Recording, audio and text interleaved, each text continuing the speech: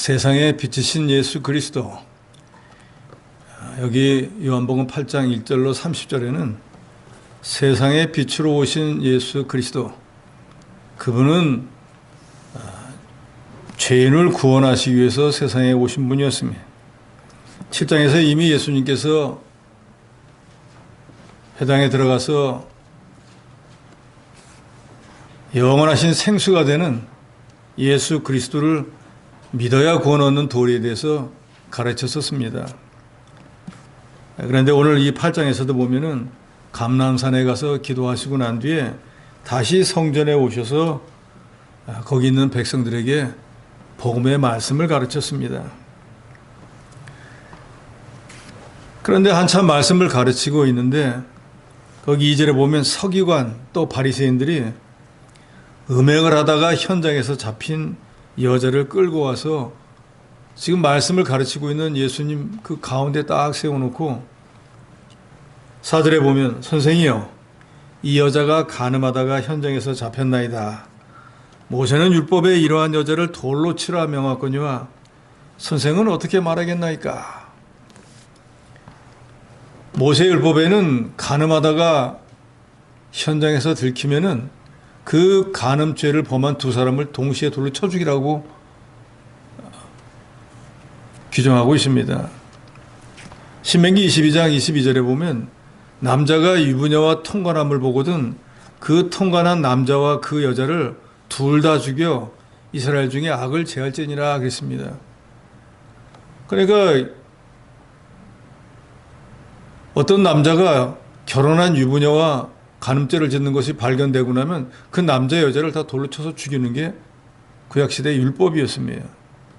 그것은 이스라엘 사람들은 특별히 세상의 불신자로부터 구분되어진 하나님의 약속을 받은 백성들인데 그 순결성을 보존해야 되기 때문에 세상 불신자들처럼 살면 안 되기 때문에 하나님께서 순결을 지키기 위해서 이런 공동체의 순결을 깨트리는 일이 있으면 그것을 제거하기 위해서 그런 악한 죄를 지은 사람들을 돌로 쳐 죽이라고 규정을 했습니다. 그래서 지금 여기 이 서기관이나 바리새인들이 현장에서 간음죄를 짓다가 발견돼 가지고 발각된 그 여인을 현장으로 예수님에게 끌고 왔는데 끌고 올 필요가 없어요.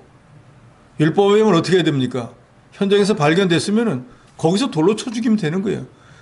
굳이 예수님께 끌고 와가지고 율법에는 모세가 죽이라고 했는데 선생님은 어떻게 하시겠습니까? 하고 묻는 것은 다른 목적이 있기 때문입니다. 그래서 그것은 6절에 이미 답을 말하고 있죠. 그들이 이렇게 말하면 고발할 조건을 얻고자 하여 예수를 시험함이라 그랬습니다. 그러니까 가늠한 여인을 처벌하는 데 있어서는 예수님이 이렇게 해라 저렇게 하라고 동의할 필요가 없습니다. 또 예수님의 동의를 받을 필요도 없어요. 이미 모세율법으로 규정이 되어 있는 거기 때문에. 그런데 이 사람들은 예수님을 시험하기 위해서 여자만 끌고 왔습니다. 끌고 오려면 남자를 다 끌고 와가지고 간음죄를 졌는데 이 두 사람을 어떻게 할까요? 라고 물어봐야 되는데 남자는 그냥 두고 여자만 가운데 세우고 모세율법에는 돌로 쳐 죽이라고 했는데 당신은 어떻게 생각하십니까? 뭐라고 대답하실 겁니까? 하고 예수님에게 올무를 놓아가지고 예수님이 죽이라 하면은 아니 당신은 늘 원수를 사랑하라고 했는데 어떻게 죽이라고 말하냐? 살리라 하면은 아니 모세가 율법에 틀림없이 하나님 말씀을 봐서 죽이라고 하는데 내가 모세보다 더 뛰어난 사람이냐? 내가 하나님의 말씀을 왜 여기느냐 하고 이연령 비연령이라 그러잖아요. 이렇게 말하면 이렇게 책을 잡고 저렇게 말하면 저렇게 책을 잡아서 예수님을 죽이려고 계획하고 의도적으로 이런 질문을 예수님께 했습니다. 그런데 예수님은 이미 그 사람들이 무슨 뜻으로 왜 하는지 다 알고 계셨기 때문에 대답은 하지 않고 땅바닥에다 뭐라고 글을 쓰고 계시는 거예요.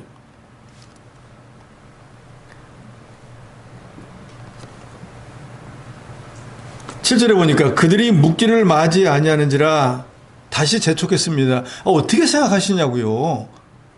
이거 간음죄를 짓다가 현장에서 발각된 이 여자 모세는 돌로 죽이라고 하네. 당신은 어떻게 생각하냐 그 말이에요. 하고 대답을 하라고 재촉을 했습니다.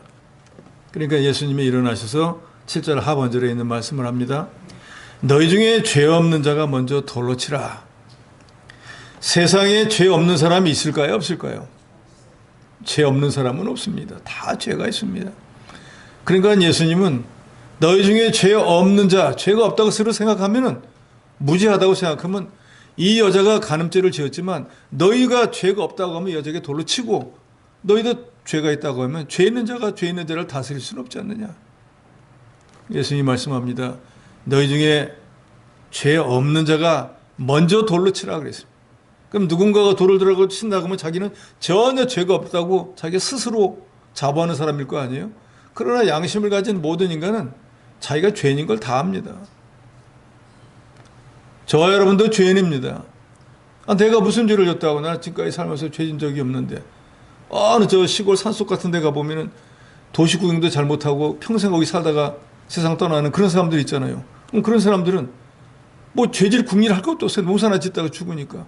그럼 그 사람들은 죄가 없을까요? 그리고 어떤 사람들은 너무 선하게 사니까 저런 사람들은 법 없이도 살 수 있는 거야 라고 하는 사람들도 있잖아요. 그럼 그 사람들 죄가 없냐? 우리가 육신적으로 볼 때는 죄가 없을 수도 있다고 생각이 됩니다. 그러나 죄라고 하는 것도 예를 들어서 성인병이 유전되듯이 유전이 됩니다. 원하든 원하지 않든. 그래서 인류의 조상이었던 아담과 하와가 범죄한 그 유전죄는 우리가 원하든 원하지 않든 조상을 통해서 우리가 이미 받았어요. 뿐만 아니라 저도 여러분도 이 세상에 태어나서 지금까지 살면서 하나님 말씀에 한 번도 어긋나는 일을 안 했을까요? 우리 믿는 사람들 입장에서 보면은 믿음으로 행하지 않은 모든 것은 다 죄라 그랬어요.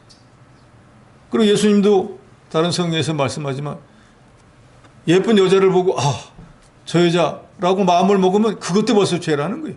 그럼 우리가 인생을 살면서 주님의 이런 말씀에 비춰보면 우리는 얼마나 많은 죄를 지었겠어요.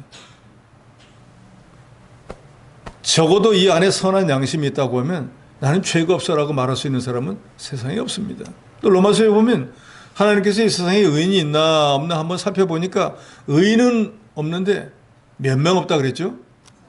하나도 없다 그랬어요. 의인은 없습니다.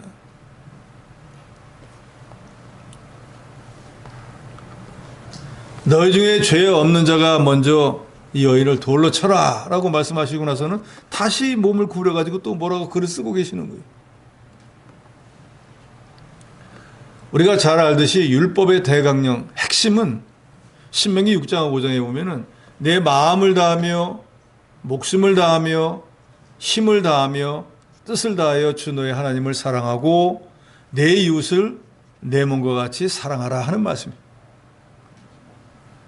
그러니까 율법의 핵심, 신구약 성경이 말하고자 하는 제일 핵심은 뭔가?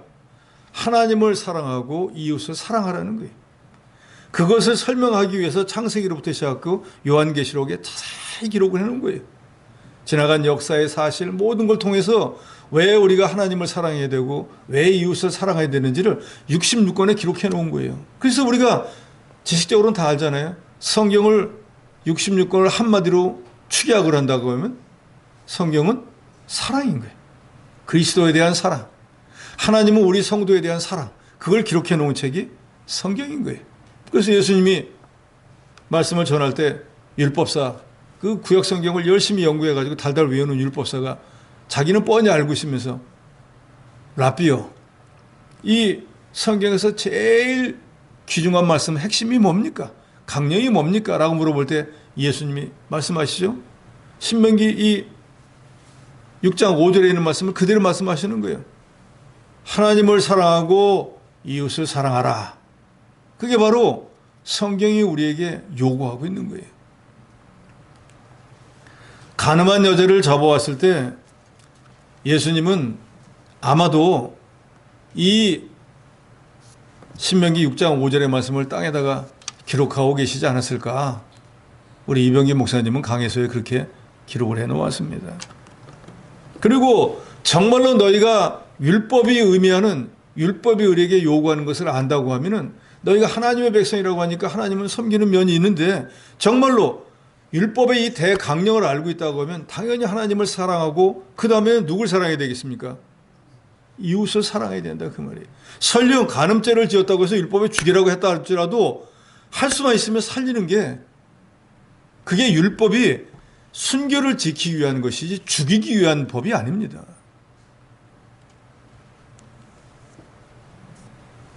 너희 속에 참으로 이 여자를 불쌍히 여기고 사랑하는 마음이 있느냐? 너희가 정말로 그런 마음이 있다고 하면은 모세 율법을 들먹거리면서 이 여자를 꼭 죽여야겠느냐? 그렇기 때문에 주님이 글을 쓰셨다고 하는 건 그런 회개할 시간을 주셨는지도 몰라요.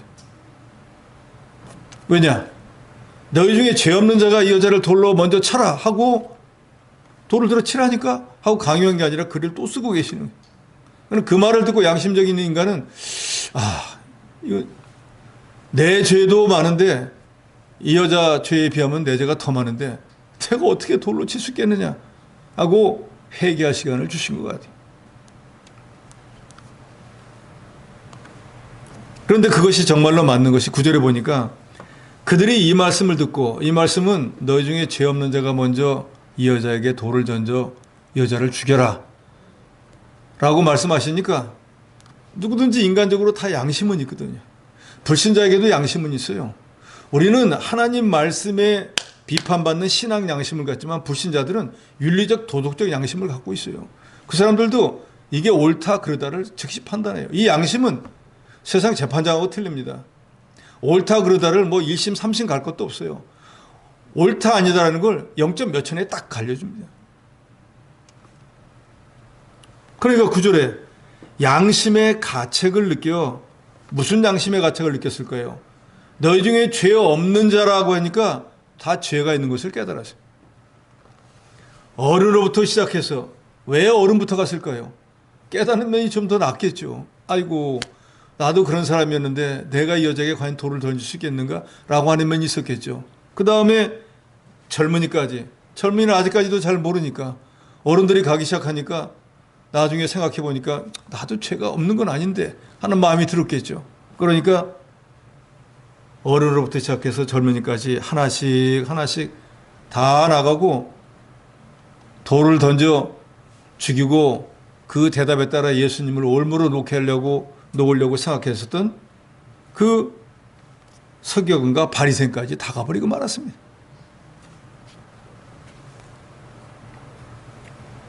그리고 오직 예수와 그 가운데 범죄한 여자만 남아 있었다 그랬습니다. 그래서 10절에 보니까 예수님이 이제 글을 쓰시다가 글을 쓰고 있는 동안에 다 가버린 거예요. 예수님이 빤히 쳐다보고 있으면 부끄러울 거 아니에요.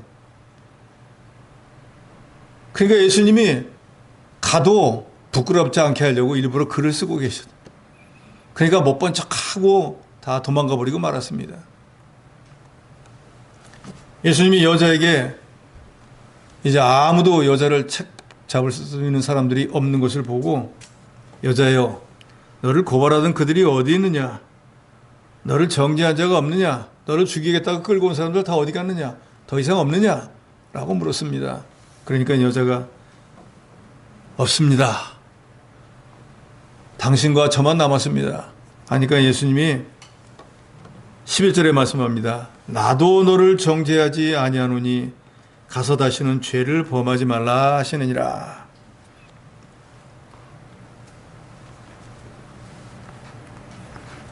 예수님은 율법의 근본적인 그것은 하나님 사랑과 이웃 사랑입니다. 그것을 죽이겠다고 여인을 붙잡아온 사람들에게 깨우쳐 주었습니다. 그래서 가늠한 여인도 내 이웃인데 그 여인을 회개시켜서 바로 세우고 살릴 생각은 하지 않고 분명히 성경에서도 이웃을 사랑하라고 했는데 그 사랑하는 마음이 없이 죽이려고 생각했던 그 사람들을 회개케 만들었습니다. 세상에 범죄하지 않는 인간은 없습니다. 다른 말로 죄 없는 인간은 없습니다. 그래서 예수님 마태복음 7장 3절로 5절에 보면 형제의 눈 속에 있는 티는 보고 내 눈에 있는 들보를 깨닫지 못하느냐라고 책망했습니다. 저도 여러분도 다른 사람이 뭘 잘못하면 정죄 잘합니다. 그런데 정말로 내가 죄가 없을 때 그 사람에게 뭐라 가타부타 말을 해야지 내가 죄인이면서 남에게 뭐라 말하는 건 세상에서도 그런 비유를 하잖아요. 머무든 게 나무라는 거하고 똑같은 거예요. 옳다 그르다 하는 것은 재판장이신 하나님이 알아서 할 것이고, 우리는 그저 성도들의 죄를 덮어주고, 덮어주는데 사랑으로 덮어주라는 거예요.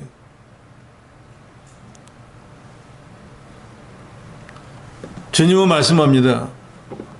외식하는 자여, 먼저 내 눈에서 들보를 빼어라. 그 후에야 밝히 보고 형제의 눈 속에서 티를 빼리라 그랬습니다. 내 죄가 더 큰 줄 알고 남의 죄 침소 봉대하지 말라는 거예요. 그런다고 해서 죄를 그냥 무조건 다 눈 감아주라 그런 말은 아닙니다. 예수께서도 다른 곳에서 말씀하시잖아요. 옳은 건 옳다고 아닌 건 아니라고 하는데, 옳다 아니다라고 할 때에도 그리스도의 사랑을 가지고 그 사람의 영혼을 위해서 이게 잘못되었다, 옳다 그르다를 말하는 거예요. 하나님의 교회는 특별히 7일을 바로해야 됩니다. 왜요? 교회 순결을 지켜야 되기 때문에. 그걸 바로하지 못하면 적은 누룩이 온 덩어리를 다 망치는 것처럼 돼버리는 거예요. 사랑으로 모든 걸 용서하고 덮어주되 다스릴 것은 또 다스려야 된다는 것을 말하고 있습니다. 사도 바울은 얼마나 훌륭한 사람입니까? 그럼에도 불구하고 제자들에게 내가 죄인 중에 괴수라고 했습니다. 그것도 말로만 한 게 아니라 성경에 기록해 놓았어요. 우리도 전적으로 부패한 자이고 선한 것이라고는 하나도 없는 그런 존재입니다. 그렇기 때문에 외식하는 자처럼 다른 사람의 티만 보고 비난할 것이 아니라 자기 속에 있는 들보, 죄악성을 빼내기 위해서 애쓰는 성도가 되어야 됩니다. 예수님은 여인에게 말합니다. 너 정죄하는 자가 지금 없느냐? 다 가버렸습니다. 없습니다. 나도 너 정죄 안 한다. 다만 너는 나도 너 죄를 용서해 줄 테니까 다시는 같은 죄를 범하지 마라. 이것이 바로 기독교의 사죄의 원칙을 말씀하신 것이고, 예수님은 세상에 왜 오셨는가? 죄인을 심판하러 오신 것이 아니고 죄인을 구원하러 오셨습니다. 그렇기 때문에 간음죄를 짓다가 발견되어서 모세율법에 보면 돌에 맞아 죽어야 되는 사람이라고 할지라도 예수님은 구원해 주신 거예요. 요한복음 3장 17절에 예수님이 이미 말씀했잖아요. 하나님이 그 아들을 세상에 보내신 것은 세상을 심판하려 하심이 아니요 저로 말미암아 세상이 구원을 받게 하려 하심이라. 그러니까 예수님을 보낸 것은 모세의 율법처럼 율법을 적용해 가지고 죄인으로 만들어서 죽게 만들려는 것이 아니고, 그 율법의 정죄를 받아서 죽게 된 사람들을 그리스도를 믿음으로 구원받게 하기 위해서 예수님이 세상에 오신 것이에요. 그러니까 당연히 오늘 본문에 나온 간음하다가 현장에서 잡혀서 모세율법에 보면 돌에 맞아 죽어야 되는 그런 여인조차도 예수님은 사랑으로 구원해 주셨습니다. 이것이 바로 예수님이 세상에 오신 목적이고, 저와 여러분도 그 여인과 별반 다를 바가 없어서 간음죄를 현장에 지었든지 조상이 지은 죄를 갖고 내가 지은 죄가 지었든지 죄의 값은 사망인 건 똑같은 거예요. 그러니까 그 여인은 돌에 맞아 죽어야 되겠지만 저와 여러분도 죄값을 어떻게 해야 됩니까? 죽어야 되는 거예요. 그런데 왜 살아있습니까? 심판하기 위해서가 아니라 구원하시기 위해서 오신 예수를 믿었기 때문에. 우리가 구원받은 건 다른 공로가 없습니다. 예수가 내 죄 때문에 십자가에 피 흘려 죽었다는 것과 예수가 죄와 사함을 이기고 사흘 만에 부활하셔서 지금 하나님 우편에 계신다는 걸 믿는 그 두 가지 믿음 때문에 저 여러분이 구원을 받은 거예요. 다른 공로는 없어요. 그 두 가지 믿는 그것 때문에 우리가 구원을 받았다니까요. 즉 예수님의 십자가와 부활을 믿는 믿음이 있기 때문에 구원을 받은 거예요. 구원받지 못한 사람들은요, 그 두 가지 믿음이 없기 때문에 구원받지 못한 거예요. 그러니까 우리가 무슨 하나님에게 봉사를 많이 해서 연보를 많이 해서 오랫동안 교회를 위해서 뭘 해서 그래서 구원받은 것이 아니고, 저 여러분이 구원받은 것은 예수님의 십자가 대속의 죽음, 부활을 믿는 믿음을 가지고 있기 때문에 구원받았다는 거 여러분 믿으시기 바랍니다. 그러니까 우리가 감사하다는 거예요. 어떻게 보면 별것도 아니잖아요, 두 가지. 근데 그 두 가지가 성령께서 믿게 하지 않으면 절대로 믿지 못하기 때문에 성령 하나님이 저와 여러분의 이 믿지 못하던 그 마음의 문을 열고 믿을 수 있도록 역사해서 다른 사람은 믿지 못하는 이 두 가지 사실이 믿어지게 해서 우리가 구원을 받은 것입니다. 기독교는 죄 사함을 받아서 구원과 영생을 얻는 사죄의 종교인 동시에 다시는 죄를 범하지 않고 새 생명으로 새 출발해서 새 사람이 하게 되는 종교입니다. 그래서 우리가 성경에 그런 말씀이 있잖아요. 이제는 썩어져가는 구습을 쫓던 옛사람을 내버리고, 그죠? 진리의 지식으로 지으심을 받은 새 사람을 입으라. 진리의 지식은 뭐예요? 예수 그리스도로 지음받은 새 사람을 입으라, 그 말이에요. 그래서 우리가 이 겉모습은 예수 믿기 전이나 예수 믿은 후나 똑같이 변함이 없지만 주님이 보실 때는 이 우리 몸은 이미 성령이 이 안에 내재하고 계시는 성전이고, 우리는 영혼으로부터 육신까지도 완전히 새 곳으로 변화가 되어졌어요. 그래서 그 증거는 뭔가, 우리가 죽고 난 뒤에 죄인들이 가는 지옥이 아니고 의인들이 가는 천국에 가게 되어진 거예요. 다시는 죄를 범하지 말라 하는 말씀은 이제는 죄악된 세상을 청산하고 이제는 거룩한 사람이 되라는 거예요. 그것은 이 가늠한 여인에게만 하신 말씀이 아니라 예수 믿고 구원 얻은 저와 여러분 모든 사람에게 주님이 말씀하시는 거예요. 레위기서에 이미 말씀하잖아요. 구원해놓은 이스라엘 백성들에게 뭐라고 합니까? 내가 거룩하니 너희도 거룩하라. 거룩이 뭐예요? 죄를 떠나고 세상을 떠나고 점점 예수를 닮아나가는 그것을 거룩이라고 하고, 그것을 신학적으로 성화, 예수를 닮아나간다. 그래서 이 땅에 있는 동안에 우리가 예수를 닮아나가는 그 성화를 이루는 게 우리 신앙인의 목표인 거예요. 그래서 그것을 많이 이룬 사람은 하나님 앞에 갔을 때 큰 자라고 인정받고, 많이는 못 이뤘어도 그래도 어느 만큼이라도 이뤘다고 하면은 그래도 주님 앞에 가서 책망은 받지 않는 거예요. 우리는 이미 법적으로 의롭다 하심을 받아서 거룩해져 가고 있습니다. 그래서 주님은 우리를 보고 의인이라고 인정하시고 우리를 성도라고 부릅니다.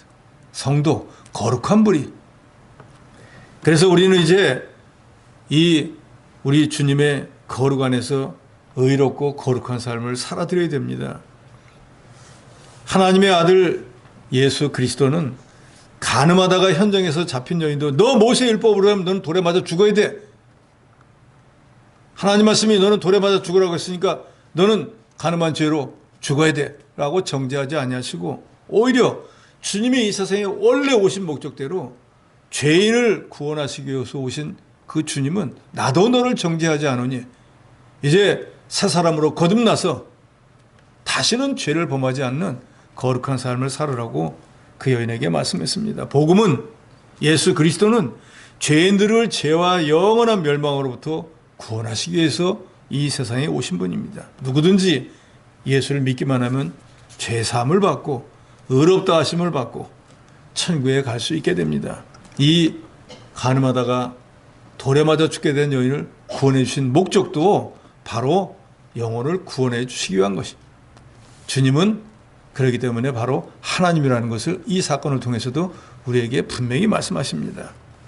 여기 12절로 마지막 30절까지는 예수님께서 스스로 자신이 메시아인 것을 증거하는데, 특별히 12절에 보면 예수님은 빛으로 세상에 오셨다고 말씀하고 있습니다. 12절을 다 같이 읽도록 합니다. 12절입니다. 시작. 예수께서 또 말씀하여 이르시되 나는 세상의 빛이니 나를 따르는 자는 어둠에 다니지 아니하고 생명의 빛을 얻으리라. 아멘. 예수님은 빛이십니다. 그렇기 때문에 정말로 예수를 영접한 사람은 내가 빛이 아니지만 예수님이 빛이기 때문에 나를 통해서 예수님의 빛이 드러날 수밖에 없는 거예요. 예수께서 그런 말씀을 하잖아요. 사람은 이 마음 속에 들어있는 것을 그대로 바깥으로 표출할 수밖에 없다 그랬어요. 그래서 안에 선한 것이 있는 사람은 입으로도 선한 것이 나오고, 안에 악한 것이 들어있는 사람은 입으로 악한 게 나올 수밖에 없다는 거예요. 그러니까 안에 들어있는 게 나오는 거예요. 우리가 정말로 우리가 주님의 성전이 되어서 이 안에 성령이 거하시고 주님을 내가 모시는 삶을 분명히 살고 있다고 하면 빛 대신 주님, 그 주님의 빛이 우리를 통해서 드러날 수밖에 없다는 거예요.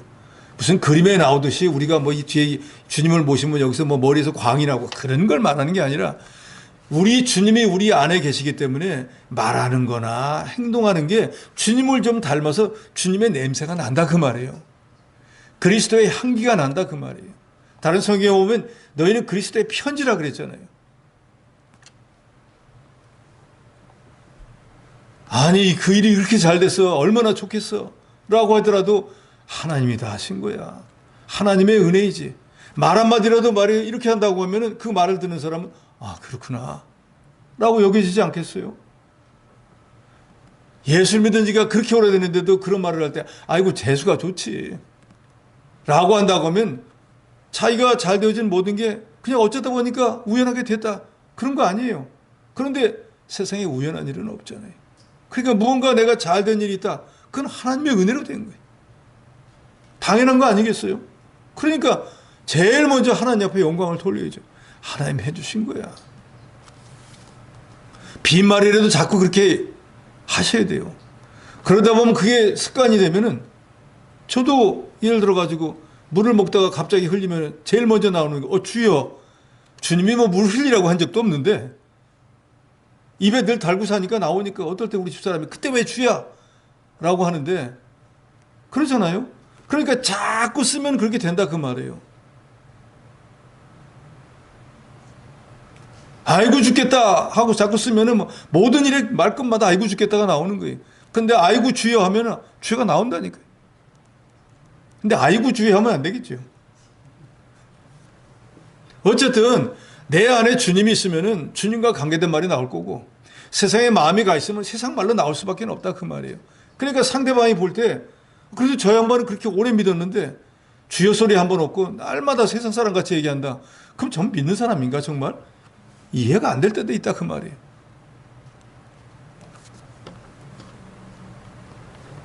예수님이 말씀합니다.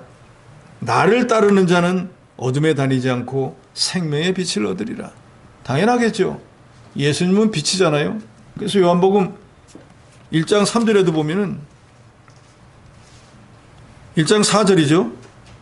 그 안에 생명이 있었으니 이 생명은 사람들의 빛이라. 빛이 어둠에 비치되 어둠이 깨닫지 못하더라. 그리고 8절에 보면 그는 이 빛이 아니요 이 빛에 대하여 증인하여 온 자라. 9절에 참빛 곧 세상에 가서 각 사람에게 비추는 빛이 있었나니 그가 세상에 계셨으며 세상은 그로 말미암아 지은 바 되었을 때 세상이 그를 알지 못하였더라. 여기서 말하는 것은 참빛은 예수 그리스도를 말씀하고 예수 그리스도가 저 여러분을 구원하기 위해서 빛으로 세상에 오셨는데 이 영의 눈이 가려진 사람들이 예수가 참빛인 것을 알지 못했습니다. 그래서 오히려 십자가에 못을 받고 말았습니다. 예수님은 자기를 빛이라고 하셨는데 그것은 구약성경 이사야서 9장 2절에 보면 흑암에 행하던 백성이 큰 빛을 보고 사망의 그늘진 땅에 거주하는 자에게 빛이 비치도다 하신 말씀처럼 예수님은 바로 그렇게 흑암에서 영적 흑암에 헤매고 있던 사람들에게 빛이 되셔서 그 사람들에게 그 빛을 보고 나오게 해서 죄사함을 받고 구원하시기 위해서 세상에 오신 것을 말씀하고 계십니다. 그래서 예수 그리스도는 이 세상에 참된 빛으로 오셨습니다. 빛이 비치면 어둠은 물러가게 되어 있습니다.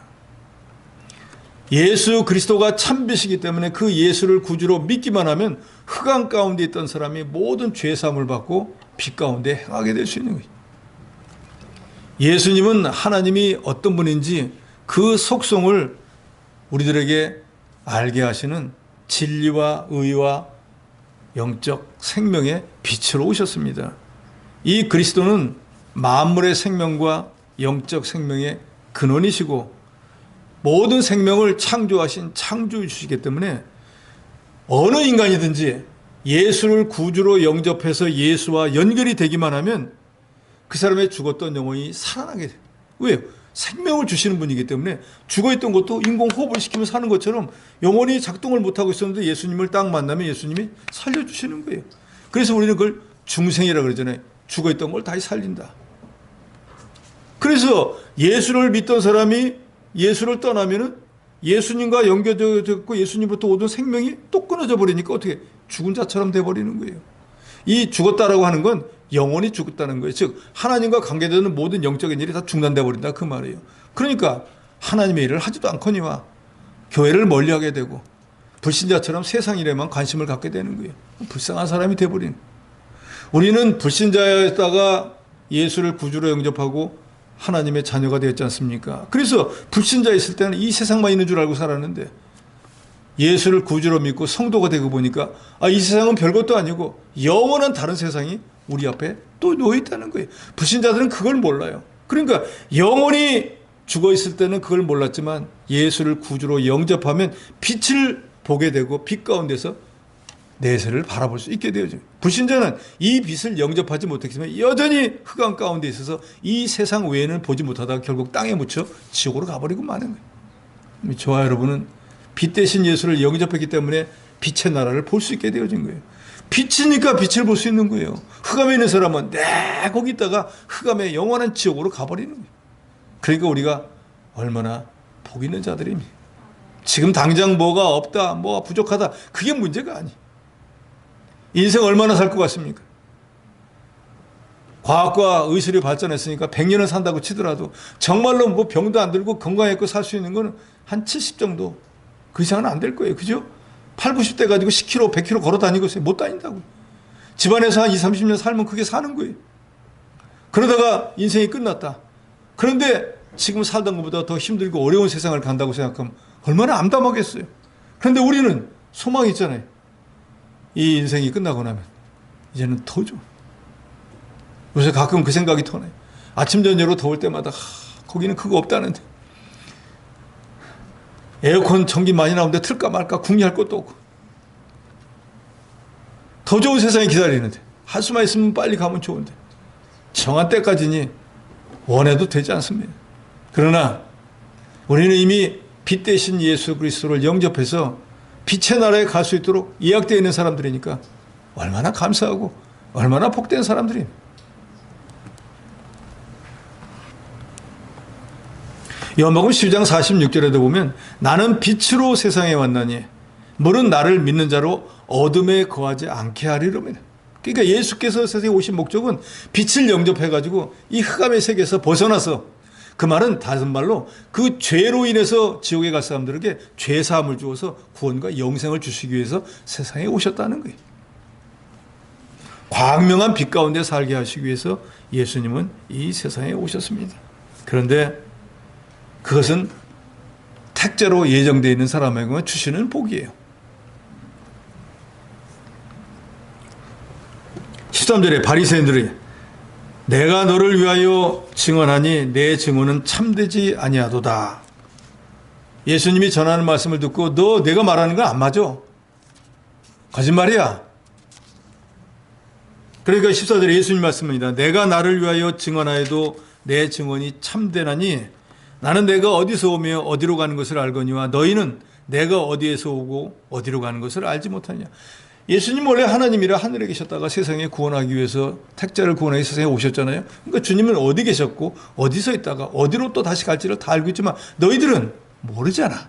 내가 어디서 왔으며 내가 어디로 갈 것도 너희는 모르잖아. 그러니까 너희가 말하는 것은 거짓이지만 내가 말하는 것은 참된 것이야.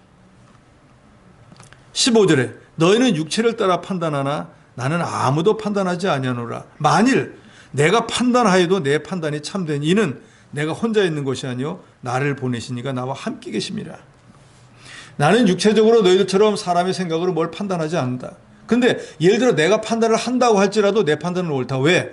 나는 하나님과 같이 있고 내가 말하는 모든 것은 하나님의 말씀을 그대로 하는 것이기 때문에 너희는 너희 인간적인 이 타락한 본성을 가지고 하기 때문에 너희 말이 스스로 옳은 것도 있고 그런 것도 있어. 너희는 남을 판단할 때 그것이 옳다고 100% 말하지 못하지만 나는 하나님이 보내신 자이고 하나님이 나와 함께 있기 때문에 내가 판단하지도 않지만 판단한다고 할지라도 내 판단은 하나님 앞에 옳은 것이라고 주님은 말씀하고 계십니다.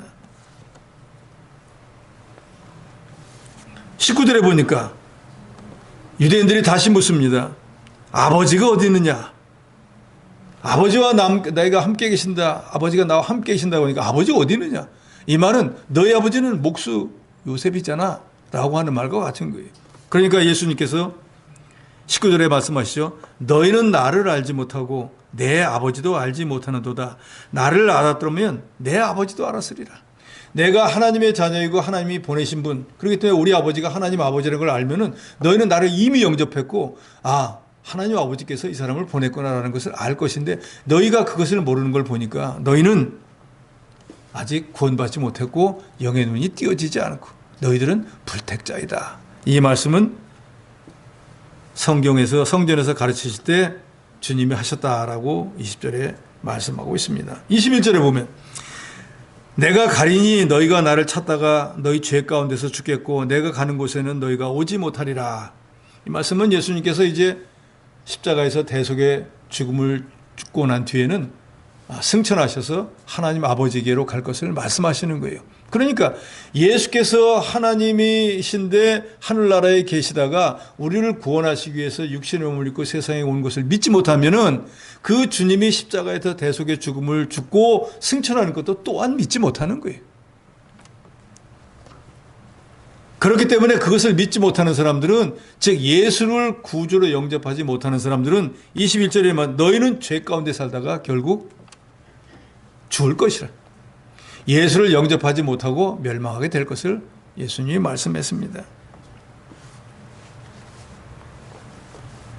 25절에 보면 내가 누구냐? 예수님에게 묻습니다. 하나님의 아들이다, 하나님이다 얘기하니까 내가 누구냐? 하고 예수님에게 물으니까 예수님께서 나는 처음부터 너에게 말하여 온 자니라. 내가 너에게 대하여 말하고 판단할 것이 아니라 나를 보내신 이가 참되심에 내가 그에게 들은 그것을 세상에 말하노라. 27절에 그들은 아버지를 가리켜 말씀하신 줄을 깨닫지 못하였더라. 주님은 내도록 이 바리새인들, 유대인들에게 내가 하늘에 있다가 하나님 아버지께서 나를 보내셔서 지금 너에게 전하는 모든 말씀은 하나님의 말씀이다 라고 하고 있으니까 내가 하나님의 아들이 아닌데 왜 자꾸 너희 아버지를 하나님이라고 부르고 내가 하나님의 아들이라고 불경한 말을 하느냐고 거기에 꽉 맥혀서 예수님을 메시아로 인정하지 않고 하나님의 아들로 인정하지 않고 있습니다. 그러니까 28절에 너희가 인자를 든 후에, 즉 예수 그리스도를 십자가에 못 박은 후에 내가 그인 줄 알고, 즉 하나님의 아들인 줄 알고, 또 내가 스스로 아무것도 하지 않고 오직 아버지께서 가르친 대로 이런 것들을 말하는 줄도 알리라. 즉 예수님이 3년 반 동안 공생애 동안에 유대와 모든 나라를 돌아다니면서 가르친 모든 말씀이 자기가 깨달아서 한 말씀이 아니고 하나님의 아들을 하나님이 보내가지고 전하라고 한 말씀이었구나 라는 걸 그때야 알게 될 것이라 하고 말씀했습니다. 29절에 나를 보내신 이가 나와 함께 하시도다. 나는 항상 그가 기뻐하시는 일을 행함으로 나를 혼자 두지 아니하셨느니라. 이 말씀을 하심에 많은 사람이 믿더라. 즉 예수님은 하나님이시기 때문에 지금 예수님이 유대인들이 여러 번 죽이려고 모함을 해도 죽이지 못하고 있는데 주님은 말씀하시기를 내가 하나님이 기뻐하시는 일을 하기 때문에 하나님이 나와 함께 하셔서 나를 보호하셔서 유대인들이 지금 나를 어떻게 하지 못하고 있다는 거예요.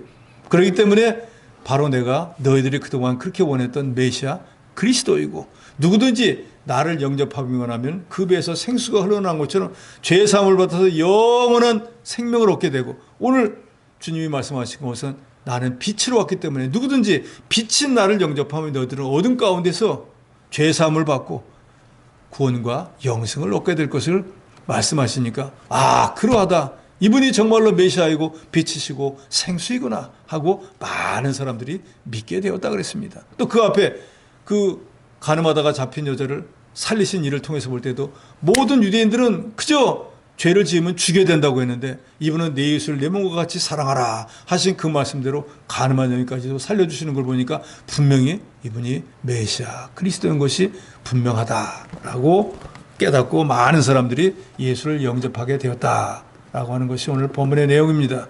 예수님은 흑암에서 죄 가운데 빠져서 멸망할 자들을 구원해 주시기 위해서 이 세상에 오신 빛으로 오신 예수 그리스도라는 걸 저 여러분이 분명히 믿고 이제 빛을 영접한 저 여러분이 어떻게 되겠습니까? 예수님이 말씀하신 대로 살아서 이 예수의 빛을 세상에 비치는 저 여러분이 되어야 되겠습니다.